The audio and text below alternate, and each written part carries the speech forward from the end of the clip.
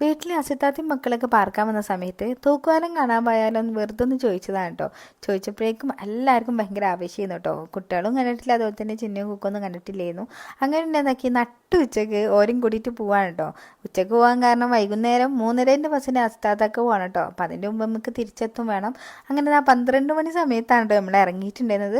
എൻ്റെ വീട്ടിൽ നിന്നാണെങ്കിൽ തൂക്കുപാലത്തേക്ക് കുറച്ചധികം നടക്കാനുണ്ട് കേട്ടോ. പിന്നെ മക്കൾക്ക് നടക്കുന്നതിന് കുഴപ്പമില്ല പറഞ്ഞുകൊണ്ടാണ് കേട്ടോ നമ്മൾ നടന്നിട്ടുണ്ടായിരുന്നത്. അപ്പം എത്തിയപ്പോഴത്തേക്ക് നമ്മളെല്ലാവരും ടയേർഡായിട്ടുണ്ടായിരുന്നു കേട്ടോ.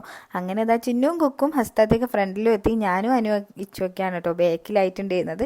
അങ്ങനെ എന്നതാ നമ്മൾ തൂക്കുവാലെത്തി. തൂക്കുവാലത്ത് നിന്ന് നേരെ പോകുന്നത് നമ്മൾ ഓപ്പോസിറ്റ് സൈഡിലുള്ള പറങ്കിമാങ്ങ ഉണ്ടല്ലോ, കശുവണ്ടീൻ്റെ മരം, അപ്പം അങ്ങോട്ടേക്കാണ് കേട്ടോ. അവിടെ നിന്നാണ് എൻ്റെ ഫ്രണ്ടിൻ്റെ ബ്രൈഡൽ ഷവറൊക്കെ നടന്നിട്ടുണ്ടായിരുന്നത് കേട്ടോ. അപ്പോൾ അവിടെ നമുക്ക് ഇരിക്കാനും കുറച്ചധികം നമുക്ക് റെസ്റ്റ് എടുക്കാനൊക്കെ പറ്റും കേട്ടോ. അങ്ങനെ എല്ലാവരും കൂടിയിട്ട് നേരെ അങ്ങോട്ടേക്ക് പോകാൻ കേട്ടോ. അപ്പോൾ എത്തിയപാടെ തന്നെ ഞാനും ചിന്നുമൊക്കെ നിലത്ത് ഇരുന്നിട്ടുണ്ട്. മക്കൾ അനുവും സനുവൊക്കെ നേരെ മരത്തിൻ്റെ മുകളിലും കയറിയിട്ടുണ്ട് കേട്ടോ.